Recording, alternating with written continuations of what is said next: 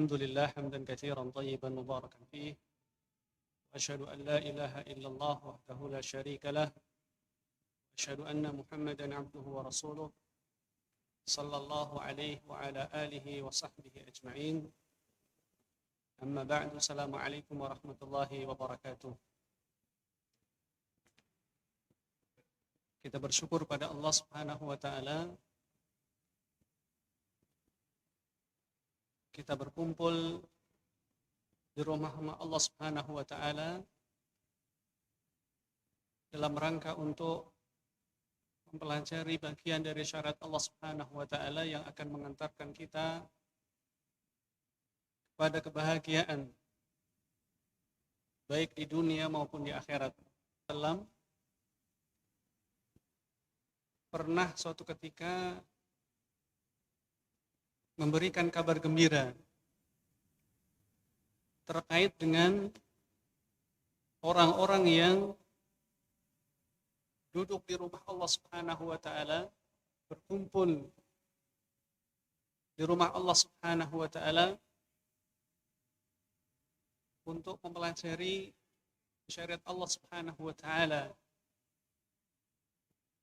Beliau SAW mengatakan, "Majtama'a qaumun fi baitin min buyutillah yatluna kitab Allah wa yatadarasunahu bainahum illa nazalat alaihimus sakinah wa ghashiyatuhumur rahmah wa haffathumul malaikah wa dzakarahumullahu fi man indah." Kata Nabi SAW, tidaklah suatu kaum, sekelompok orang berkumpul di rumah-rumah Allah Subhanahu wa taala di mana mereka membaca kitab Allah yaitu Al-Qur'an, mereka mengkajinya, melainkan akan turun kepada mereka as-sakinah, ketenangan. Mereka akan diliputi dengan rahmat Allah Subhanahu wa taala. Mereka juga akan disebut-sebut oleh Allah Subhanahu wa taala di sisi makhluknya yang mulia, yaitu kalangan para malaikatnya. Mereka juga akan diliputi rahmat Allah Subhanahu wa taala. Maka ini adalah merupakan kabar gembira dari Rasulullah SAW bagi orang-orang yang berkumpul di rumah Allah Subhanahu wa taala dalam rangka untuk mempelajari syariat Allah Subhanahu wa taala. Jamaah sekalian yang dirahmati Allah Subhanahu wa taala. Kini kita sudah memasuki bulan-bulan yang dinamakan dengan Ashhur Al-Hajj, bulan-bulan haji, yaitu dimulai dari bulan Syawal, Dzulqa'dah, kemudian Dzulhijjah. Allah Subhanahu wa taala mengatakan al-hajju ashhurun ma'lumat. Haji itu pada bulan-bulan yang telah dimaklumi. Yang dimaksud adalah Syawal, Dzulqa'dah dan Dzulhijjah ini. Dan itu berarti kita berpindah dari suatu waktu yang mulia, yaitu dari bulan Ramadan yang mulia, kepada bulan Syawal yang juga mulia. Karena di sana ada aktivitas ibadah yang sangat mulia, yaitu apa? Beribadah haji. Begitu juga ada ibadah mulia yang lainnya yang masih ada ikatan dengan bulan yang mulia, yaitu bulan Ramadan, di mana aktivitas tersebut adalah sama, ibadah tersebut bentuknya sama, hanya saja status hukumnya berbeda. Ibadah apa itu? Ibadah itu adalah puasa. Kita disyariatkan oleh Nabi SAW untuk berpuasa di bulan Syawal ini, yaitu sebanyak 6 hari di dalamnya. dan ini masih ada kesempatan bagi kita sekalian untuk melakukannya karena masih ada beberapa sisa hari dari bulan Syawal ini. Nabi SAW mengingatkan dalam sabda yang mulia, man shoma ramadhana imanan wa ihtisaban, man shoma ramadhan thumma atba'u sittan min Syawal kana kasiyamid dahri. Kata Nabi SAW, barang siapa yang berpuasa Ramadan kemudian mengikutinya dengan berpuasa 6 hari di bulan Syawal, maka hal demikian itu seperti berpuasa 1 tahun lamanya. Jamaah sekalian yang dirahmati Allah Subhanahu wa taala. Dan bulan ini pula mengingatkan kita kepada, yakni bulan haji ini, bulan-bulan haji ini mengingatkan kita kepada sebuah wasiat yang sangat agung yang pernah disampaikan oleh Rasulullah sallallahu alaihi wasallam ketika beliau tengah melaksanakan aktivitas ibadah haji. Dan pesan ini dinukil oleh para sahabatnya, di mana pesan-pesan ini adalah merupakan pesan yang sangat mulia, yang mana pesan ini haruslah senantiasa kita lakukan dalam kehidupan kita, meskipun ada waktu-waktu yang berbeda ketika melakukan pesan ini. Salah satu pesan dari beliau sallallahu alaihi wasallam adalah pesan yang didengar oleh sahabat mulia Abu Umamah radhiyallahu taala, yang dinukil oleh Imam At-Tirmidzi di dalam sunannya. Abu Umamah ini menuturkan, sami'tu Rasulullah sallallahu alaihi wasallam yakhtubu fi hajjatil wada'. Aku, kata Abu Umamah, pernah mendengar Rasulullah SAW berkhutbah ketika peristiwa haji wada'. Faqala, maka Rasulullah SAW mengatakan, ittaqullaha wa sallu khamsakum wa sumu syahrakum wa addu zakata amwalikum wa ati'u dha amrikum tadkhulu jannata rabbikum. Demikian kata Nabi SAW dalam wasiat beliau yang beliau sampaikan ketika haji wada yang didengar oleh sahabat mulia Abu Umamah radhiyallahu taala anhu, yang dinukil oleh Imam At-Tirmidzi di dalam sunannya. Dalam pesannya ini ada 5 poin penting atau 5 pesan, 5 poin pesan beliau sallallahu alaihi wasallam. Dan pesan ini sekali lagi beliau sampaikan dalam suatu momentum yang sangat luar biasa, momentum yang sangat besar, aktivitas ibadah yang sangat agung, yaitu ibadah haji. Ini mengingatkan kepada kita sekalian bahwa pesan, wasiat, kebaikan ini patut kiranya selalu didengungkan, selalu disampaikan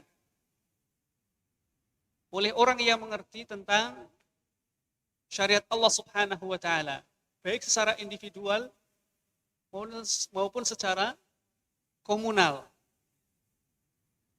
Dan ini disampaikan di tengah-tengah masyarakat, di mana ketika itu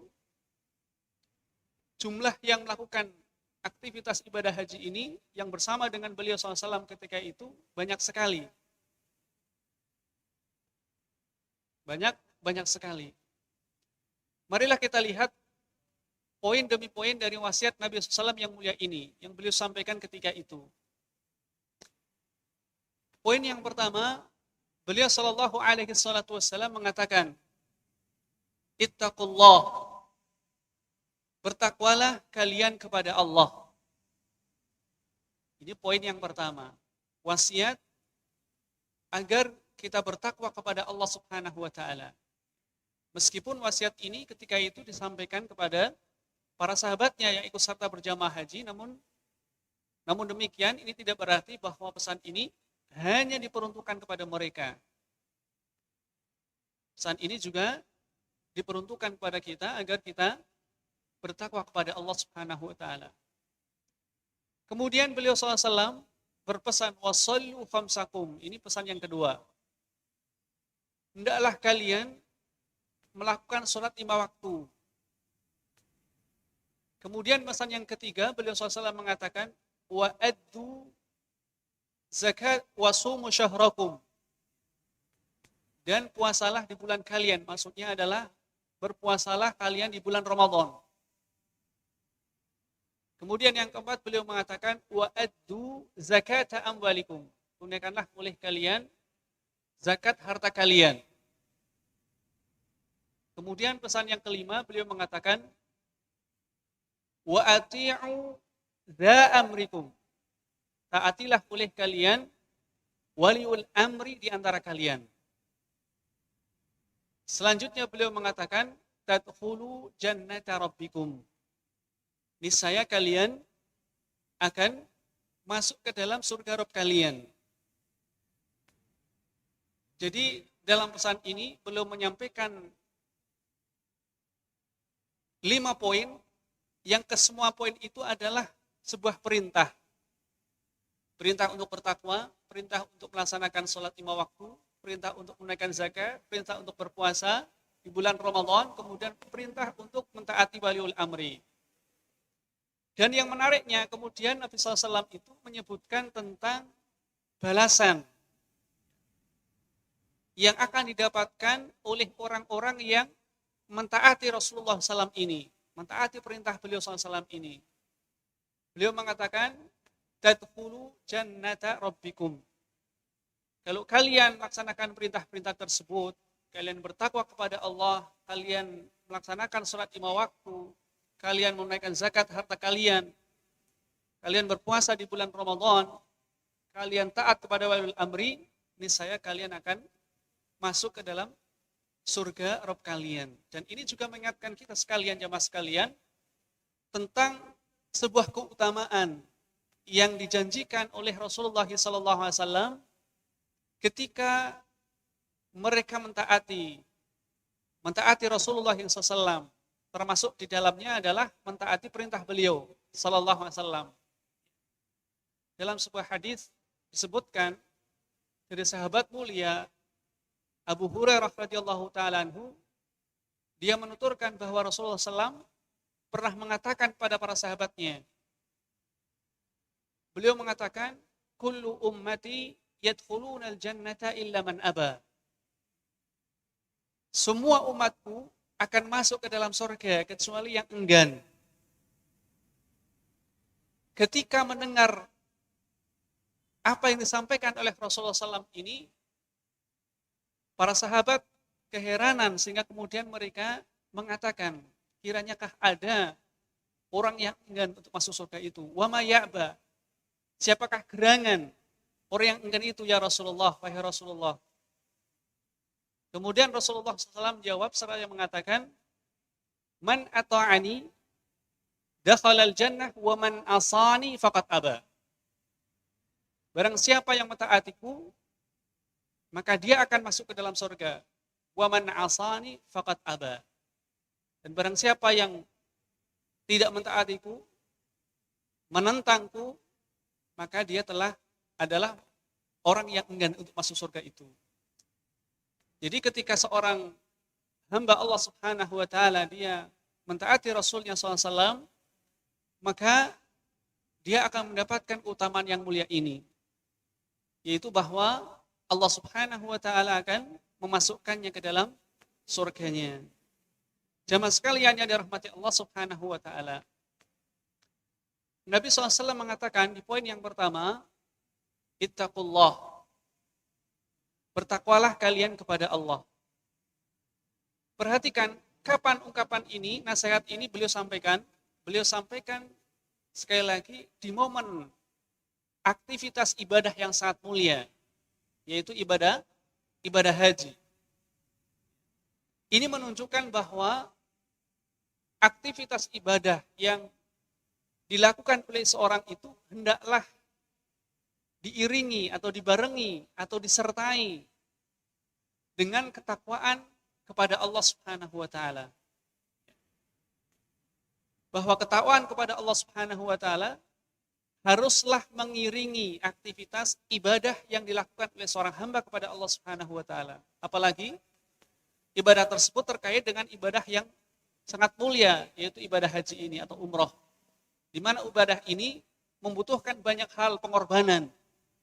Berkorban harta, bekalnya, kendaraannya, kemudian untuk makan dan seterusnya. Kemudian juga ibadah ini melibatkan fisik, dibutuhkan kemampuan. Karena harus melakukan aktivitas yang cukup banyak.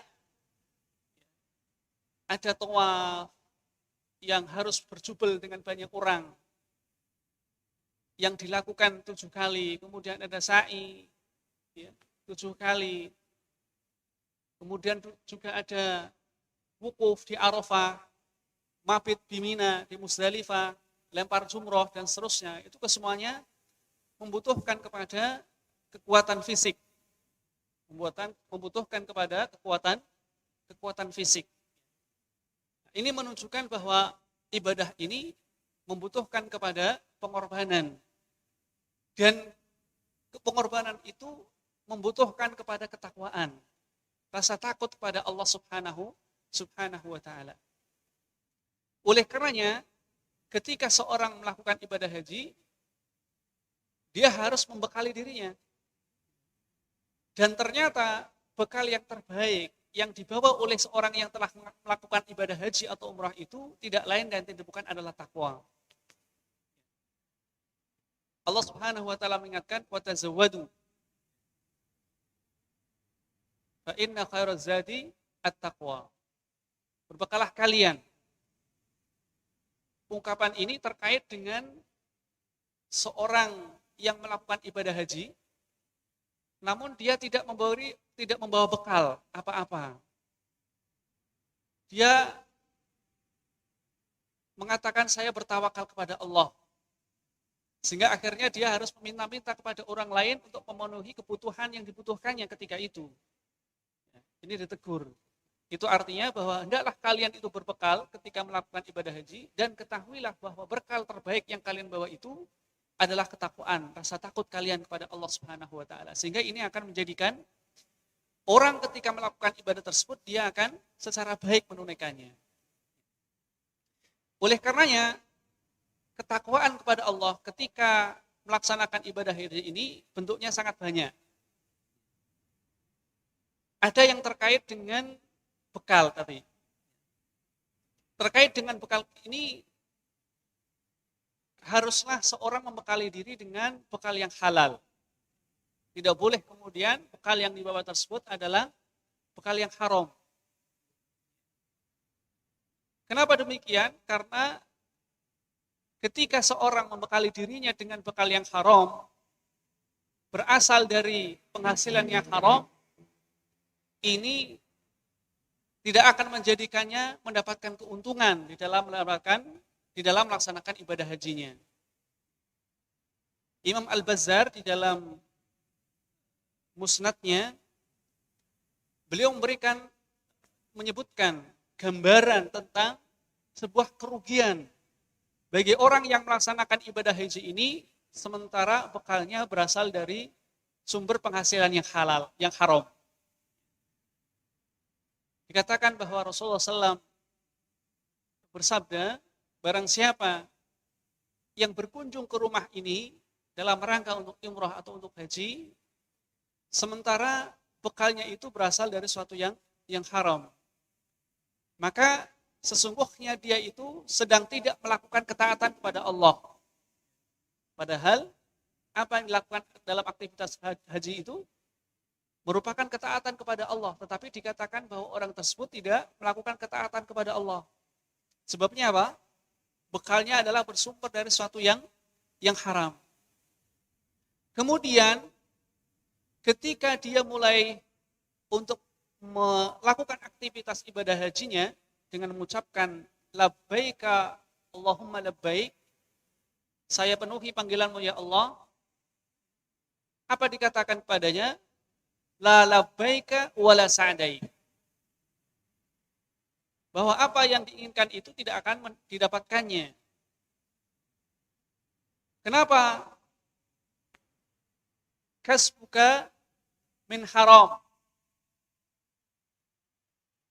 Hasil usahamu yang jadikan bekal itu adalah bersumber dari sesuatu yang haram. Zaduka haram. Bekalmu bekal yang haram. Warahilatuka min haram. Tunggangan yang kau kendarai bersumber dari sesuatu yang haram. Farji' ma'zuron gharu ma'jurin. Oleh karenanya, kembalilah engkau nanti dalam keadaan berdosa. Engkau tidak mendapatkan pahala. Lihat betapa ruginya ketika seorang itu membekali diri dengan sesuatu yang haram untuk melakukan aktivitas ibadah yang mulia ini. Bukannya keuntungan tetapi justru kerugian. Maka orang yang demikian ini berarti dia tidak bertakwa kepada Allah Subhanahu wa taala. Kemudian juga termasuk bentuk ketakwaan kepada Allah terkait dengan ibadah ini adalah hendaklah seorang itu membekali dirinya dengan ilmu tentang manasik. Ilmu tentang manasik.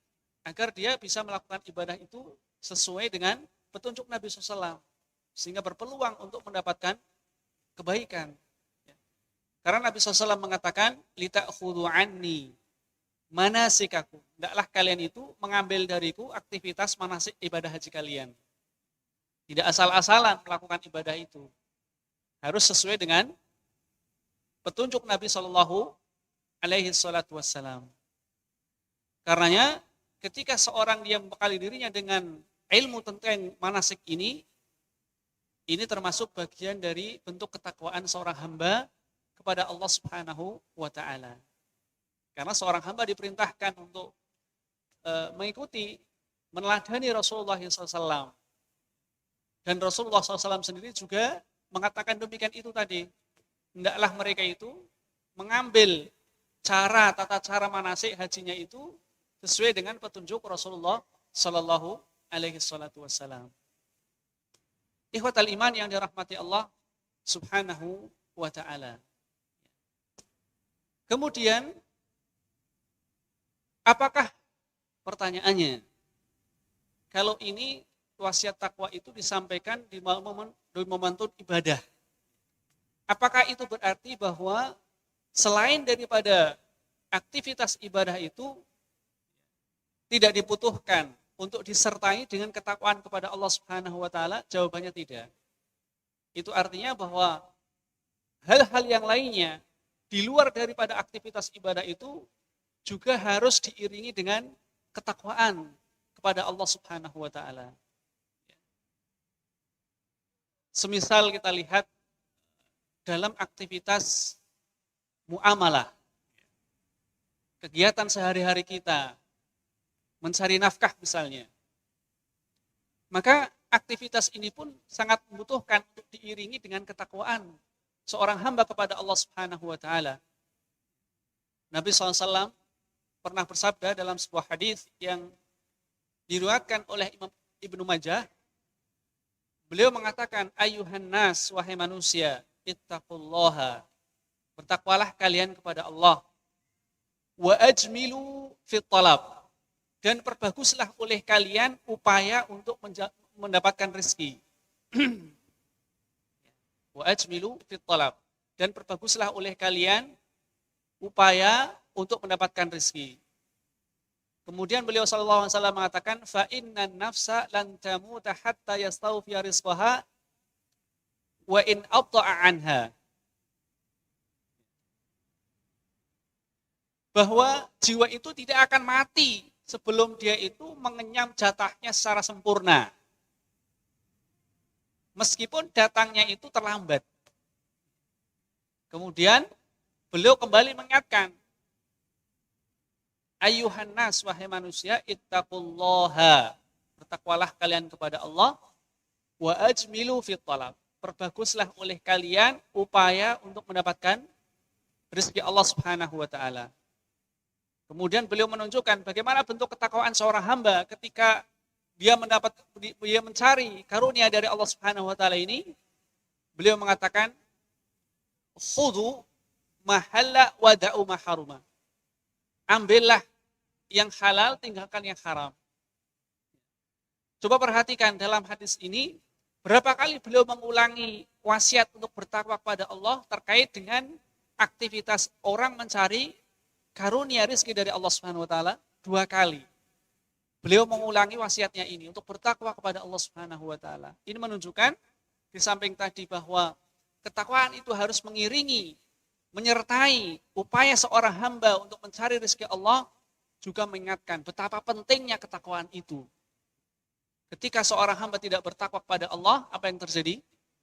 Banyak muamalah yang dilakukan oleh seorang hamba itu karena tidak takut kepada Allah, dia melakukan perkara-perkara yang diharamkan oleh Allah Subhanahu wa taala di dalam upaya mendapatkan rezekinya. Si fulan berusaha mendapatkan rezeki itu dengan jalan mencuri. Si fulan berusaha mendapatkan rezeki Allah itu dengan cara merampas. Si fulan melakukan upaya untuk mendapatkan karunia Allah itu dengan melakukan transaksi ribawi misalnya. Dan seterusnya dari perkara-perkara yang dilarang oleh Allah Subhanahu wa taala. Kenapa itu dilakukannya? Sekali lagi karena dia tidak takut pada Allah Subhanahu wa taala. Dan ini juga menunjukkan bahwa aktivitas ini, peliputan ketakwaan ini dalam aktivitas mencari nafkah ini berarti membutuhkan tenggang waktu yang lama. Coba kalau kita lihat, renungkan, perhatikan dalam aktivitas kita. Taruhlah misalnya kita sebagai karyawan kantoran misalnya. Berapa dibutuhkan kita harus bekerja selama 1 hari itu? 8 jam kurang lebih. Itu waktu yang cukup lama ya. Nah, maka selama itu pula hendaklah seorang hamba itu dia meliputi dirinya dengan ketakwaan kepada Allah Subhanahu wa taala. Lalu belum lagi ada orang yang mencari nafkah Allah Subhanahu wa taala itu biasa saja 24 jam ya. 24 jam. Biasanya pagi dia lakukan, siang dia lakukan, sore dilakukan, kemudian di malam hari dilakukannya. Bahkan mungkin ada orang yang tidak tidur. Gara-gara apa?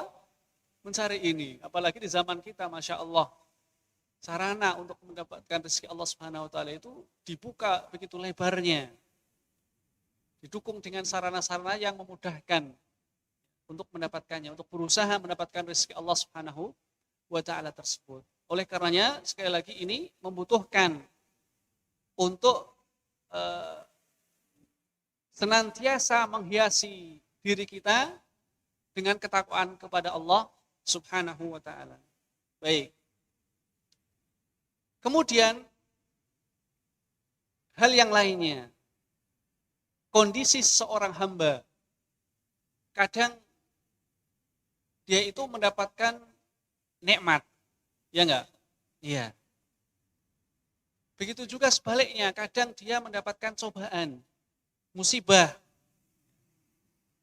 Apakah keadaan seperti ini mengharuskan agar seorang itu meliputinya dengan ketakwaan kepada Allah? Jawabannya iya. Kalau begitu, ketakwaan kepada Allah itu sangat luas sekali rentang waktunya. Karena seorang hamba itu boleh jadi dia mendapatkan kenikmatan, boleh jadi juga dia mendapatkan cobaan. Dan dalam kedua kondisi ini, dia harus berusaha meliputi dirinya dengan ketakwaan kepada Allah Subhanahu wa ta'ala. Bagaimana ketakwaan kepada Allah terkait dengan ketika seorang hamba itu mendapatkan nikmat dari Allah Subhanahu wa ta'ala? Maka salah satu bentuknya atau di antara bentuknya adalah bahwa seorang hamba itu harus yakin dengan seyakin-yakinnya bahwa kebaikan apapun yang didapatkannya itu berupa nikmat dari Allah Subhanahu wa taala itu ya, hanyalah dari Allah Subhanahu wa taala datangnya. Bukan karena kecerdasannya dia, bukan karena kepandaiannya dia, tetapi semata-mata karunia dari Allah Subhanahu wa taala. Karenanya termasuk akidah kita sebagai orang yang beriman adalah meyakini hal ini. Yang Allah Subhanahu wa taala tegaskan, "Wa ma bikum min ni'matin faminallah."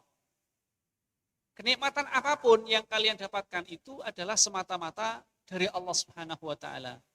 Wa ma bikum min ni'matin faminallah. Apa yang kalian dapatkan, kenikmatan apapun bentuknya itu adalah semata-mata datang dari Allah Subhanahu wa taala. Ya. Tidak boleh kemudian seorang hamba itu menyandarkan kepada selain Allah Subhanahu wa taala. Dan karenanya Allah Subhanahu wa taala memberikan contoh model orang yang demikian itu yang harus kita tinggalkan. Karena itu adalah contoh yang sangat buruk. Siapa itu? Qarun. Qarun menyandarkan apa yang didapatkannya itu yang sedemikian luar biasa yang Allah karuniakan itu kepada siapa? Kepada ilmu yang dimilikinya. Menyandarkan kenikmatan itu seakan-akan datang dari dirinya sendiri. Yang demikian ini tidak benar. Tidak benar. Allah tampilkan model seperti ini agar kemudian kita tidak meniru, mengikuti jejaknya. Kita harus menyandarkan kenikmatan itu semata-mata kepada Allah Subhanahu wa taala. Dan itu termasuk bagian bentuk dari ketakwaan kita kepada Allah ketika kita mendapatkan karunia dari Allah Subhanahu wa taala. Termasuk juga ketakwaan kepada Allah ketika mendapatkan nikmat adalah hendaklah nikmatan itu yang diterimanya itu dari Allah mengantarkan dirinya untuk kemudian banyak-banyak menyanjung dan memuji Allah Subhanahu wa taala. Lihatlah misalnya apa yang dicontohkan oleh Allah Subhanahu wa taala pada diri Ibrahim alaihissalatu wassalam, Khalilullah. Ketika beliau sallallahu alaihi wasallam atau beliau alaihissalatu wassalam menikah, setelah sekian lama menikah, belum saja dikaruniai anak. Lama sekali. Namun ketika kemudian Allah Subhanahu wa taala memberikan nikmat yang sangat diidamkan ini, yaitu berupa anak, apa yang kemudian terlontar dari lisan Al-Khalil ini, Khalilullah ini, beliau mengatakan, Alhamdulillahilladzi wahabali alal kibari Ismail wa Ishaq, inna rabbi lasami'ud du'a. Ya. Segala puji bagi Allah, itu yang terlontar dari lisan Ibrahim ini. Setelah sekian lama menunggu kehadiran anak, setelah datang anak, apa katanya? Segala puji bagi Allah. Alhamdulillahilladzi wahabali, yang tengah mengaruniakan kepadaku, alal kibari, di masa usia tuaku. Tertundanya nikmat tidak menjadikannya dia, satu, berputus asa dari rahmat Allah. Yang kedua, tidak menjadikannya dia kemudian setelah nikmat itu datang melupakan yang memberikan nikmat. Tidak demikian Ibrahim. Tidak menjadikannya putus asa, kemudian setelah mendapatkan nikmat dia memuji syukur, bersyukur, memuji Allah Subhanahu wa taala. Segala puji bagi Allah, zat yang telah mengaruniakan kepadaku di masa tuaku Ismail dan Ishak. Kemudian Ibrahim alaihissalatu wassalam memuji Allah Subhanahu wa taala seraya mengatakan, inna rabbi lasami'ud du'a. Sungguhnya Rabbku adalah zat yang maha mendengar, mengijabahi doa. Jadi di ujungnya dia memuji Allah, di akhirnya juga dia menyanjung. Memberikan pelajaran kepada kita sebuah prinsip yang tidak boleh dilupakan. Bahwa satu saat nanti pasti Allah Subhanahu wa taala akan mengijabah doa kita, permohonan kita. Meskipun rentang waktunya lama menurut kita. Tetapi di sana ada kebaikan untuk kita. Oleh karenanya tidak boleh kemudian kita berputus asa. dari rahmat Allah Subhanahu wa taala setelah sekian lama atau sekian puluh kali, berkali-kali kita mohon pada Allah, kemudian Allah belum saja mengijabah doa kita sesuai yang kita inginkan. Ya. Ini tidak boleh menjadikan kita berputus asa dari rahmat Allah Subhanahu wa taala dan tidak boleh juga menjadikan kita tidak bertakwa kepada Allah. Karena betapa banyak orang yang setelah dia banyak berdoa kepada Allah merasa belum saja dikabulkan oleh Allah, kemudian dia berputus asa lalu menempuh jalan yang tidak diridhai Allah Subhanahu wa taala. Ada di antara mereka yang apa Pak? Melakukan bunuh diri. Ya. Melakukan bunuh diri. Ini adalah perkara yang tidak dibolehkan dalam syariat. Ya. Ini adalah bentuk bukan ketakwaan kepada Allah Subhanahu wa taala. Kemudian juga termasuk bentuk ketakwaan kepada Allah ketika seorang hamba itu mendapatkan nikmat, selain daripada dia menyandarkan nikmat itu kepada Allah, kemudian menyanjung Allah, memuji Allah dengan lisannya, adalah dia harus berupaya dengan keras untuk mendayagunakan nikmat yang Allah karuniakan itu untuk mendapatkan keridhaan Allah Subhanahu wa taala. Kalau harta dia belanjakan di jalan-jalan Allah Subhanahu wa taala. Kalau dia sebagai seorang kepala keluarga, dia berkewajiban untuk menafkahi keluarganya. Wa 'alal mauludi lahu rizquhunna wa kiswatuhunna bil ma'ruf. Dan seorang ayah itu berkewajiban untuk memberikan nafkah, pakaian ya, kepada istrinya, termasuk juga adalah anak-anaknya dengan cara yang ma'ruf. Dan juga hendaklah dia belanjakan di jalan-jalan Allah Subhanahu wa taala lainnya sebagian dari harta yang dimilikinya tersebut, karena Allah Subhanahu wa taala mengatakan wa anfiqu mimma razaqnakum. Nafkahkanlah, belanjakanlah dari apa-apa, sebagian dari apa-apa yang telah kami rezekikan kepada kalian. Bentuknya apa? Banyak, bisa seperti bersedekah atau infak, wakaf dan seterusnya. Banyak sekali, alhamdulillah. Ya. Oleh karenanya hendaklah kita waspada, jangan sampai kemudian kita tidak bertakwa kepada Allah Subhanahu wa taala terkait dengan urusan harta ini. Misalnya dengan dibelanjakan kepada sesuatu yang justru mendatangkan kemurkaan Allah, seperti misalnya untuk berfoya-foya, untuk melakukan tindak mubadir, ya, berlebih-lebihan dan seterusnya. Ini tidak sama sekali tidak disukai, tidak disenangi oleh Allah Subhanahu wa taala. Dan ingat bahwa urusan harta ini pertanyaannya dua, dari mana engkau dapatkan, kemana engkau belanjakan. Itu akan dimintai pertanggungjawabannya oleh Allah Subhanahu wa taala. Karenanya hendaklah kita bertakwa kepada Allah Subhanahu wa taala terkait dengan harta ini. Ikhwatal iman yang dirahmati Allah Subhanahu wa taala. Kemudian kalau itu terkait dengan masalah kenikmatan. Kemudian yang kedua adalah terkait dengan musibah dan cobaan. Harus kita sadari bahwa pasti ujian dan cobaan itu akan menimpa kita. Hanya saja bentuknya apa? Wallahu a'lam. Menimpa kita, bahkan menimpa harta benda kita. Bahkan menimpa harta benda kita. Dan ketika itu kita harus menyertainya dengan ketakwaan kepada Allah. Karena itulah perkara yang pasti terjadi, agar kemudian kita menyadari bahwa kita ini hamba Allah Subhanahu wa taala, berada di bawah kekuasaan Allah Subhanahu wa taala, ya. Terserah Allah Subhanahu wa taala, ya, memperlakukan kita hambanya, termasuk menguji kita untuk kemudian kita kembali kepada Allah dan menyadari kesalahan kita kepada Allah, kemudian kita memperbaiki diri. Allah Subhanahu wa taala mengatakan latublawunna fi amwalikum wa anfusikum, kata Allah. Sungguh, kalau ini menunjukkan sebuah kepastian, menekankan, penekanan. Latublawunna dikuatkan lagi dengan nunu taukid, lebih menekankan lagi. Latublawunna, sungguhnya kalian itu akan diuji, dicoba. Fi amwalikum wa anfusikum, pada harta kalian dan diri kalian. Apa ujian harta?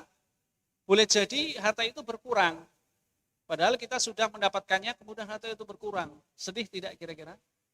Sedihlah, kita sudah berusaha dengan keras, kemudian harta itu berkurang atau hilang sama sekali misalnya, ya.